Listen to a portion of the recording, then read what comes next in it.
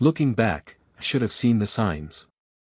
They were there, scattered like breadcrumbs through the last 18 months of my marriage, but I was too invested in the illusion of our perfect life to notice. My name is Daniel Morrison, and at 53, I thought I had it all figured out: a successful construction company I'd built from the ground up, a beautiful home in Boston's suburbs, and what I believed to be a rock-solid marriage of 28 years to my college sweetheart, Rebecca. The morning everything began to unravel started like any other. I was in my home office, reviewing contracts for a new development project that could double our company's annual revenue. Rebecca was downstairs, presumably preparing for another day at the art gallery she managed. The familiar sounds of her morning routine had become the backdrop to my life: the gentle clink of her coffee cup, the soft padding of her feet on our hardwood floors, the distant murmur of her voice as she made her morning calls. But that morning, something was different. Her voice carried an edge I'd never noticed before, a hushed urgency that made me pause mid-signature. "No, he doesn't suspect anything," she whispered, barely audible through the heating vent. "The foundation transfers have been going through without any flags." "Yes, I know we need to be careful." My pen hovered above the contract, ink bleeding into the paper like a spreading stain. Foundation transfers. We had a charitable foundation, sure, Rebecca's pet project for the past 5 years, supporting local artists and community programs. I'd given her full control, trusting her to manage it while I focused on growing the business. That trust suddenly felt like a noose around my neck. I forced myself to remain seated, though every instinct screamed to confront her. 28 years of marriage had taught me something about patience, if nothing else. Instead, I opened my laptop and began digging through our foundation's financial records. What I found made my blood run cold. Small transfers at first, growing larger over time. Money moving through a maze of accounts, each transaction carefully disguised as legitimate charitable contributions. But the end destinations were anything but charitable. My hands trembled as I traced the money to offshore accounts, to art purchases that never made it to any gallery, to names I didn't recognize but that set off alarm bells in my gut. "Danny?" Rebecca's voice floated up from downstairs, perfectly normal now, as if she hadn't just been conducting what sounded suspiciously like a conspiracy. "I'm heading out early today. Board meeting at the gallery." I cleared my throat, struggling to keep my voice steady. "Have a good day, honey." The words tasted like ash in my mouth. After I heard her car pull away, I sat in the growing morning light, staring at numbers that told a story I couldn't quite bring myself to believe. $500,000, diverted over the past year alone. But it wasn't just the money that made my stomach churn, it was the methodical nature of it all, the careful planning that must have gone into creating this scheme. I reached for my phone, thumb hovering over the contact for James Martinez, my oldest friend and the company's legal counsel. But something made me hesitate. In situations like these, who could you really trust? James had been there since the beginning, helped me build everything from scratch. He and Rebecca had grown close over the years, too close maybe. A notification popped up on my phone, a reminder for dinner that evening at the Prestons'. Michael Preston, my business partner of 15 years, and his wife Sarah had been our closest friends for over a decade. The four of us had vacationed together, celebrated holidays, shared life's ups and downs. Now I wondered if those friendships were just another illusion. I pulled up the security camera feed from the gallery on my phone, another modern convenience that suddenly felt like a lifeline. Rebecca wasn't heading toward any board meeting. Her car turned west, toward the airport, and my heart rate spiked. I watched as she pulled into the short-term parking lot, emerged carrying a small briefcase I'd never seen before, and disappeared into the terminal. The foundation records were still open on my laptop, mocking me with their columns of betrayal. But something else caught my eye, a pattern in the transfers, a recurring connection to an entity listed only as Artemis Holdings. The name meant nothing to me, but it appeared in transaction after transaction, always tied to the largest sums. My phone buzzed again, a text from Michael. "Hey Dan, need to reschedule dinner tonight. Something urgent came up with the Westbrook project." Rain check. The Westbrook project. Our biggest development deal to date, the one that could change everything. The one Michael had insisted on handling personally, keeping me focused on other aspects of the business. The one that, now that I thought about it, had required an unusual number of foundation donations for community support. I closed my laptop slowly, a calm settling over me that felt almost supernatural. 28 years of marriage, 15 years of partnership, countless friendships and relationships, all of it built on what? Looking out my office window, I could see the garden Rebecca had planted last spring, the roses just beginning to bloom. Beautiful on the surface, but beneath the soil, the roots could be rotting. I opened my desk drawer and pulled out the small notebook I'd kept for decades, old school, no digital trail. In it, I began to write, mapping out everything I knew and everything I suspected. If I was right, I wasn't just facing a betrayal by my wife, but a conspiracy that threatened to destroy everything I'd spent my life building. The question wasn't just who I could trust anymore, it was who I needed to become to survive this. The Daniel Morrison who woke up this morning, secure in his marriage and his success, was already dead. What remained to be seen was who would rise from his ashes. As I made the first entry in what would become my chronicle of revenge, I heard the distant sound of thunder. A storm was coming to Boston, in more ways than one. And for the first time in my life, I intended to be the one controlling the lightning. The next 48 hours became an exercise in theatrical normalcy. Every smile I forced felt like a crack in my face, every casual conversation a masterclass in self-control. Rebecca returned from her mysterious airport excursion that evening, carrying the scent of expensive perfume I didn't recognize and a carefully crafted story about her board meeting that would have convinced the old Daniel Morrison completely. I watched her move through our house with new eyes, cataloging every gesture, every casual touch of her hand against the furniture we'd chosen together. How many of our shared memories were genuine, and how many were carefully constructed scenes in a play I hadn't known I was part of? The wedding photos on our mantel seemed to mock me now, younger versions of ourselves smiling with an innocence I could never reclaim. "The Prestons send their love," Rebecca said over dinner, her fork pushing around a piece of salmon she'd barely touched. Sarah mentioned they might reschedule for next weekend. I took a slow sip of wine, letting the bitter notes linger on my tongue. Did Michael tell her why he cancelled? The question was a needle, designed to draw blood, but my voice remained steady, interested but not too interested. A flicker of something, tension, perhaps, or calculation, crossed Rebecca's face before dissolving into casual concern. "Something about the Westbrook project. You know how he gets when deals this big are in play." Yes, I did know. Just as I now knew that Michael had spent the afternoon not at the project site but at the Artemis Holdings office downtown, information courtesy of a private investigator I'd hired within hours of my discovery. The same PI had tracked Rebecca's movements at the airport, where she'd met with a man whose description matched Alexander Chen, an art dealer known for his creative approach to international finance. The Westbrook project, I mused, swirling my wine. Remarkable how smoothly it's been going, considering the usual red tape with developments that size. Rebecca's hand trembled slightly as she reached for her water glass. "You and Michael have always worked well together. It's why your partnership has lasted so long." Partnership. The word settled like acid in my stomach. While Rebecca had been at the airport, I'd made some discreet inquiries through channels that wouldn't trace back to me. The Westbrook project, our company's crown jewel, was built on quicksand. Environmental surveys altered, zoning officials bribed, community opposition silenced through strategic, charitable donations from our foundation. My company's reputation, my life's work, had been transformed into a sophisticated money laundering operation right under my nose. "I was thinking of taking a more active role in the foundation," I said casually, watching her reaction like a hawk studying its prey. "You've done such amazing work with it, and I feel like I've been too hands-off."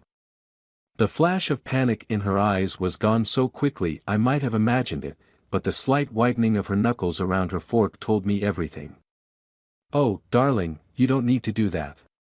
You're so busy with the company, and the foundation is running smoothly." Smoothly indeed. Like a well-oiled machine designed to strip me of everything I'd built. Later that night, as Rebecca slept beside me, or pretended to sleep, I wondered now how many nights she'd lain awake, planning my destruction. I slipped down to my office.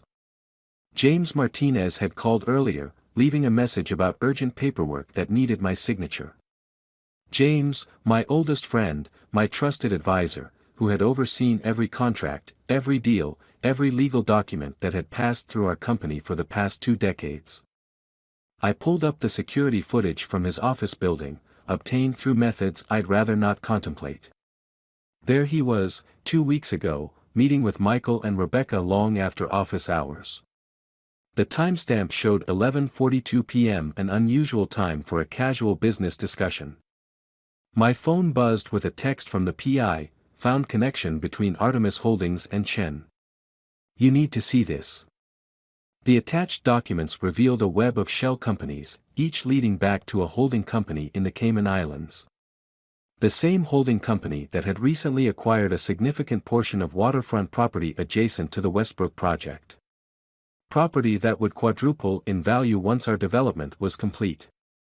I leaned back in my chair, feeling the weight of betrayal pressing against my chest like a physical force. Rebecca, Michael, James, they'd constructed a perfect trap, using my trust as the foundation for their scheme. The irony might have made me laugh if it hadn't made me want to scream. A notification popped up on my phone, an email from Chen's gallery announcing a private showing next week. Special invitations only, featuring pieces from a mysterious new collection. The kind of event Rebecca never missed, where the real art being traded wasn't hanging on the walls. I opened my notebook again, adding new threads to the web I was weaving. They thought they had orchestrated the perfect con, using my own success, my own charity, my own relationships as weapons against me. But they'd made one critical mistake, they'd left me alive to discover it. As I wrote, I heard Rebecca stirring upstairs. Soon she would come looking for me, concern painted perfectly on her face, asking why I was working so late. And I would smile, kiss her cheek, tell her not to worry. I would play my part in their performance, but I was no longer following their script. The thunder from 2 days ago had given way to a steady rain, drumming against the windows like nature's own conspiracy. In the garden, Rebecca's roses bent under the weight of the downpour, their petals scattered across the mud. By morning, some would be broken beyond repair, while others would emerge stronger, their roots drinking deep from the storm. I knew which category I intended to fall into. The question was, who would I drag down into the mud with me first? There's a peculiar kind of clarity that comes with complete betrayal. Each memory reshapes itself, previously innocent moments transforming into deliberate acts of deception. As I dressed for Chen's gallery opening, I watched Rebecca apply her makeup in our bathroom mirror, each gesture precise and practiced. How many times had I admired that same routine, mistaking calculated performance for intimate domesticity? "The burgundy tie," she suggested, holding it up against my suit. "It brings out the warmth in your eyes." Her fingers brushed my collar, and I wondered if she could feel my pulse quicken, not with love now, but with a cold rage that had become my constant companion. The tie she'd chosen was one she'd given me for our last anniversary, probably purchased with money siphoned from our foundation. "Perfect choice," I said, letting my hand linger on hers for a moment. The art of deception, I was learning, required a delicate balance of truth and fiction. The pain in my eyes when I looked at her was genuine, she would simply misread its source. The gallery hummed with Boston's elite, all sharp suits and sharper ambitions. Michael arrived with Sarah, his hand possessive on her lower back. I watched them work the room, noting how their paths never quite intersected with Chen, despite the careful choreography that kept them all within sight of each other. "Daniel Morrison." Chen's voice carried the precise measure of cordial respect due to a stranger of my standing. Your wife has told me so much about your foundation's commitment to the arts. His handshake was firm, his smile practiced. Up close, I could see the calculation behind his eyes, the subtle assessment of whether I was truly as oblivious as they all believed. The foundation is Rebecca's passion, I replied, matching his tone. I'm just beginning to appreciate the intricacies of the art world. The double meaning hung between us like smoke. James arrived late, his usual impeccable timing somewhat disrupted. The PI's latest report had informed me why. He'd spent the afternoon in a closed-door meeting with the SEC, though about what, I couldn't yet determine. The slight sheen of sweat on his forehead spoke of nerves poorly concealed. "Danny," he called out, too loud, too friendly. "Didn't expect to see you here. Thought you were buried in the Westbrook paperwork." His eyes darted to Rebecca, then Chen, a silent communication that confirmed another piece of my emerging puzzle. I smiled, raising my glass in greeting. The best deals happen at events like these, isn't that what you always say? The irony of quoting his own wisdom back to him wasn't lost on either of us. How many deals had been struck in rooms like this, dressed up as charitable endeavors while slowly dismantling everything I'd built? As the evening wore on, I watched their dance with newfound awareness. Rebecca, moving from group to group, her laughter a silver thread weaving connections. Michael, engaged in what appeared to be casual conversation with potential investors, but his gestures carried the tension of someone discussing much more than property development. And James, unusually subdued, nursing the same drink for hours while watching the room with increasing anxiety. I made my way to a particular painting, an abstract piece dominated by shades of blue and gold. According to the PI's research, it had passed through Chen's gallery 3 times in the past year, each time officially selling for progressively higher prices. A perfect vehicle for moving money, hiding transactions behind the subjective value of art. "Magnificent piece," Chen commented, materializing beside me. The artist explores themes of perception and reality. How what we think we see isn't always what truly exists. "Fascinating," I murmured, studying not the painting but his reflection in the glass. How much of what we see is real, and how much is carefully constructed illusion? A flicker of unease crossed his face, quickly masked. Art often raises such philosophical questions. Indeed it does. I turned to face him fully. I'm particularly interested in the piece's provenance. Its journey from artist to collector and back again. There's always a story there, isn't there? The slight stiffening of his shoulders told me I'd struck a nerve. Behind us, I could sense Rebecca approaching, drawn by some instinct for danger. The game was escalating, pieces moving more quickly across the board. Later that night, as Rebecca slept, I sat in my office reviewing the information my team had gathered. The PI had come through with banking records that showed a pattern of transactions coinciding with each of Chen's art sales. James's meeting with the SEC suddenly made more sense. They were asking questions about international wire transfers, about the relationship between our foundation and certain offshore accounts. The storm I'd sensed building was about to break. But storms, I was learning, could be directed, their destructive power harnessed and aimed. I opened my notebook, adding new observations, new connections. The web was becoming clearer, each strand leading back to a central point I hadn't yet identified. My phone buzzed, a text from an unknown number, "Parking garage. Level B2. Tomorrow. 10 a.m. The sender's identity was masked, but the timing was too perfect to be coincidence. Someone else had noticed the cracks in their perfect facade. I closed my notebook and leaned back, listening to the sound of Rebecca's breathing upstairs. Each inhale, each exhale, a countdown to the moment when everything would change. They thought they were the artists, crafting elaborate illusions with my life as their canvas. But they'd forgotten something crucial about art. Sometimes the most powerful statement is destruction itself. Tomorrow, I would meet my mysterious contact. Tomorrow, another piece of the puzzle would fall into place. And tomorrow, I would begin to turn their own masterpiece against them, one carefully calculated stroke at a time. The parking garage at 10 a.m. was a study in shadows and silence, each concrete pillar a potential hiding place, each distant footstep an echo of threat or promise. I'd arrived early, positioning myself where I could observe without being immediately seen. The weight of my recorder in my breast pocket pressed against my heart like a reminder of everything I'd lost, and everything I still had to lose. The figure that emerged from the service elevator moved with a familiar grace that stopped my breath. Sarah Preston, Michael's wife, her usual polished exterior showing hairline fractures of desperation. The designer handbag she clutched was worn at the edges, not the Sarah I knew, who would have replaced it long before any sign of wear became visible. Her hands trembled as she scanned the garage, and I recognized in her posture the same haunted vigilance that had become my constant companion. "I know you're here, Daniel," she called softly, her voice carrying in the concrete chamber. "And I know why." I stepped out from behind the pillar, watching her flinch at my appearance. "Do you, Sarah?"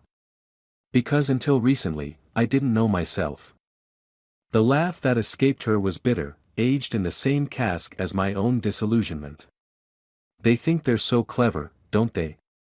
Michael, Rebecca, James, playing their games with other people's lives, thinking no one would ever see through the facade."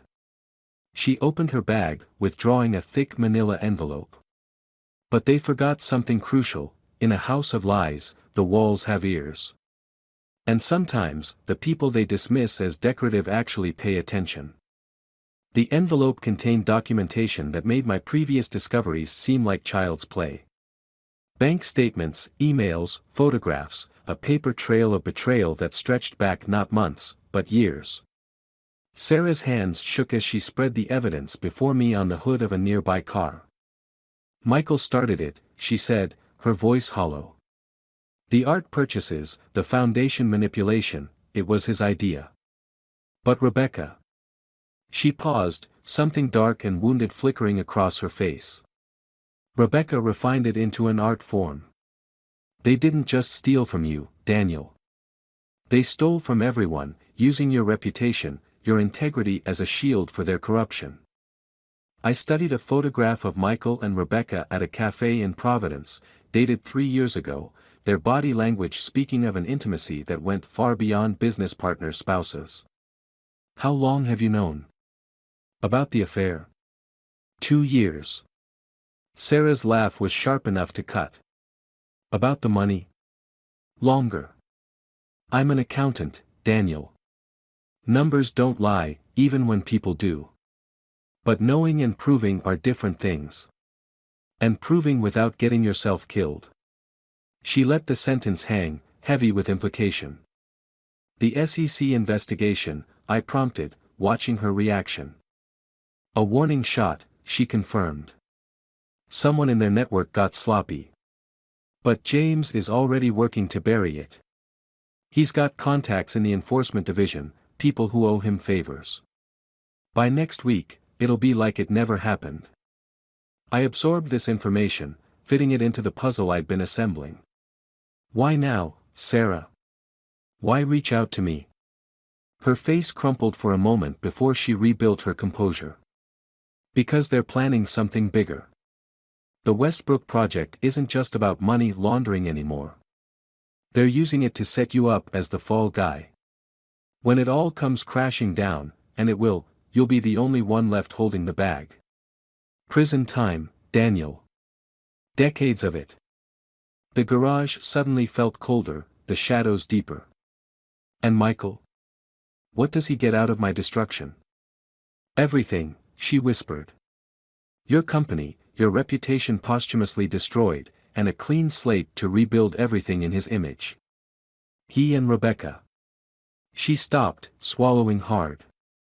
"They have it all planned out. Right down to how they'll comfort each other publicly after your disgrace and eventual suicide in prison." The recorder in my pocket felt heavier now, capturing every word of this conversation.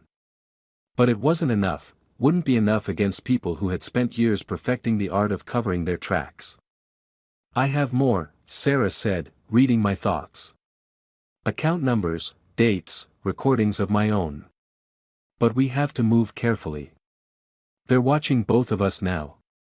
One wrong move.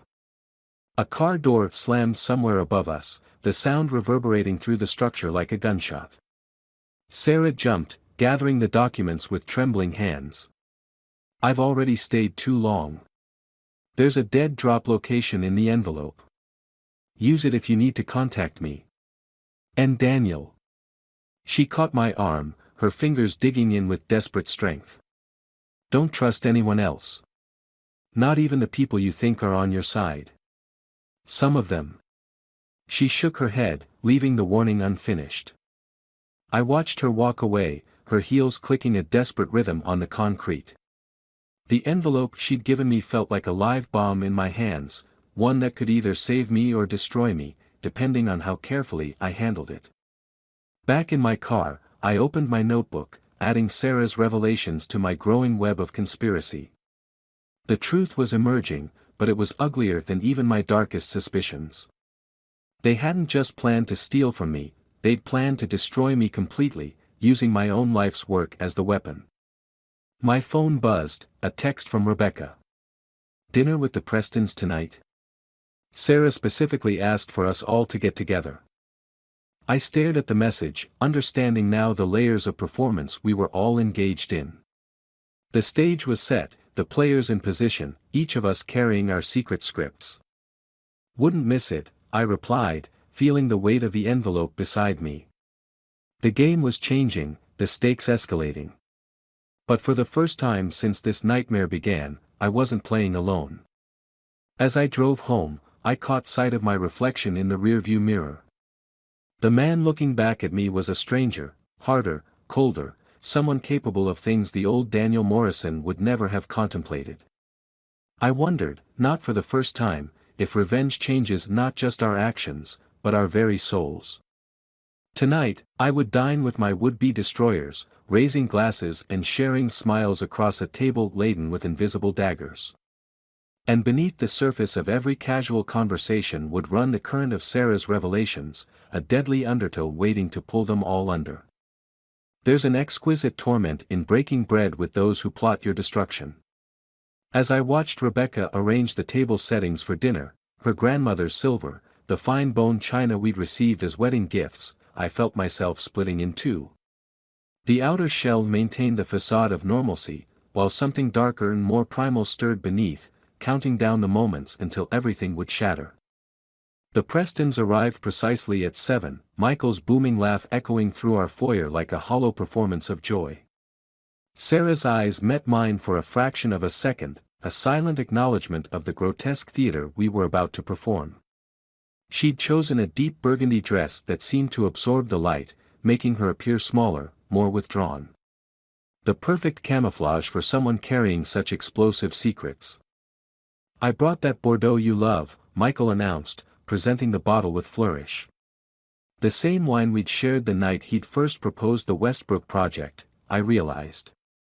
Even his choice of weapon was calculated, a subtle reminder of the moment he'd begun orchestrating my downfall.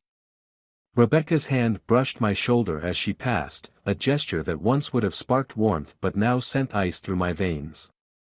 "Danny's been distracted lately," she confided to our guests, her concern a masterpiece of manipulation. "All these long hours at the office. I worry about him." "The burden of success," Michael agreed, raising his glass. "Speaking of which, the latest numbers from Westbrook are extraordinary. The community board's completely on our side now, thanks to the foundation's generous contributions." I took a slow sip of wine, letting the bitter notes linger. "Remarkable how smoothly it's all going. Almost too smooth, wouldn't you say?" A momentary tension crackled across the table. Sarah's hand trembled slightly as she reached for her water glass, while Michael's smile flickered like a faulty light. "That's the benefit of having the right team in place," Rebecca interjected smoothly. "The right connections, the right approach to community relations." "Connections," I mused, studying the way the candlelight caught the edge of my knife. "They're everything in this business, aren't they? The relationships we build, the trust we establish."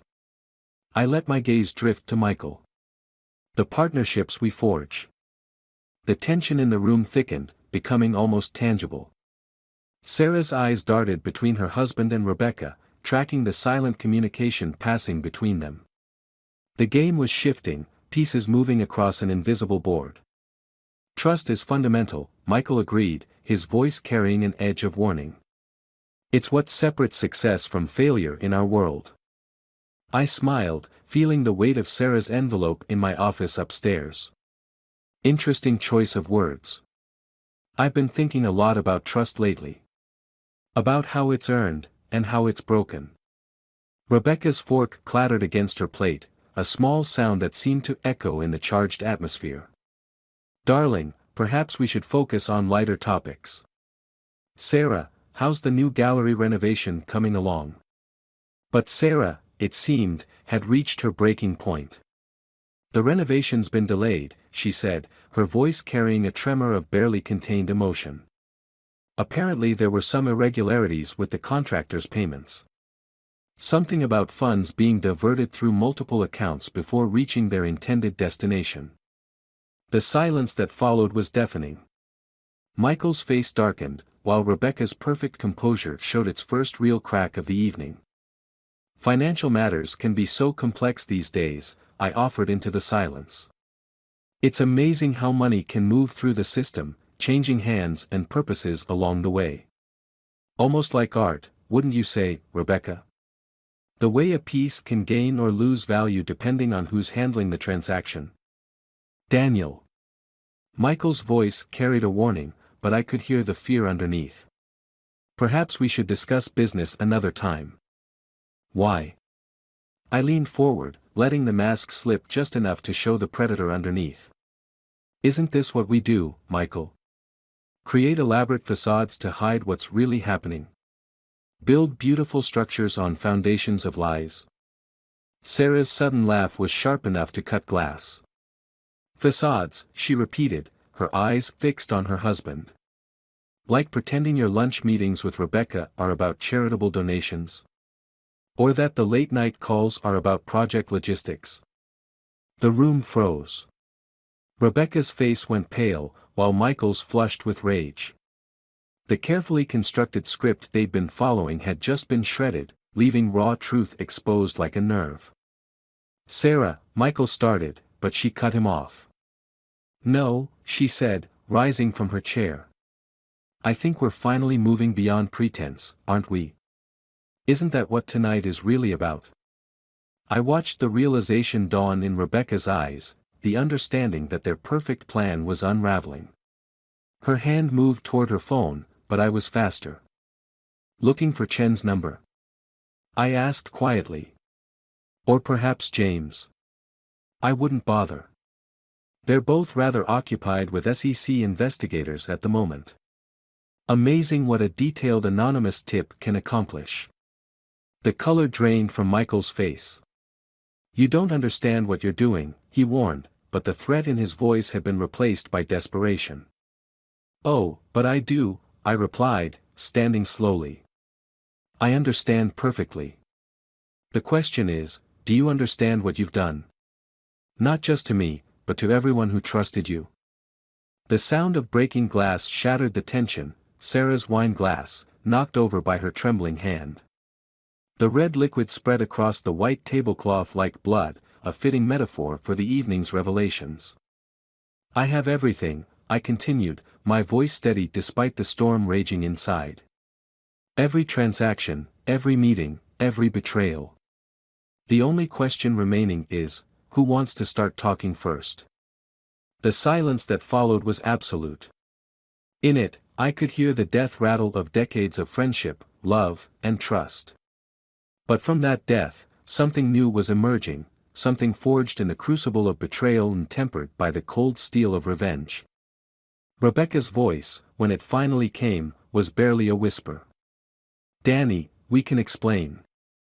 No, I cut her off, you can't. But you will answer, for everything. The only choice you have now is whether you do it on my terms, or theirs. I gestured toward the window, where distant blue and red lights had begun to flash in the gathering dusk. The game was over. The masks had fallen.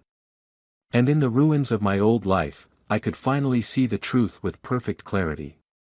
They say revenge is a dish best served cold, but nobody tells you about the frost that forms inside you while you're waiting to serve it. As I watched the police lead Michael away in handcuffs, his expensive suit wrinkled from resistance, I felt that internal ice beginning to crack. Not melting, breaking apart, like a frozen lake in spring, releasing something deeper that had been trapped beneath. Rebecca stood in our foyer, her composure finally shattered, watching as federal agents methodically dismantled the artwork she'd used to launder millions. Each piece came down like a falling domino, revealing the bare walls beneath, walls that had witnessed 2 decades of calculated deception. The metaphor wasn't lost on me: strip away the beautiful facade, and all you're left with is empty space and nail holes. I never meant for it to go this far, she whispered, more to herself than to me. Her hands trembled as she clutched her arms around herself, a gesture so familiar it sent a sharp pain through my chest. How many times had I comforted her in that exact pose? How many of those moments had been genuine, and how many had been carefully orchestrated performances? The fascinating thing about intentions, I replied, my voice carrying an edge I barely recognized, is how little they matter in the end. We're shaped not by what we meant to do, but by what we chose to do. Every decision, every betrayal, every calculated move, they were all choices, Rebecca. Your choices. Sarah had already left with the SEC investigators, her testimony securing immunity in exchange for bringing down the entire network. Chen was in custody, his gallery sealed as evidence. James had attempted suicide in his office when the arrests began but had survived, a final act of cowardice that seemed fitting for a man who'd built his life on betraying others' trust. The Westbrook project, that gleaming monument to corruption, would never be completed. The land would be seized, the investors compensated, and my company's reputation, well, that would take time to rebuild. But I had time now. Time and clarity I hadn't possessed before. What happens now? Rebecca asked, watching as agents carried out boxes of financial records, the paper trail of our destruction. Her voice was small, stripped of the confidence that had once made her so compelling. In that moment, I saw her clearly for the first time, not as the mastermind of my downfall, but as someone who had lost herself so completely in the act of destroying others that there was nothing left beneath the performance. Now. I moved to the window, watching the last police car pull away. Now I rebuild. Not just the company, but everything.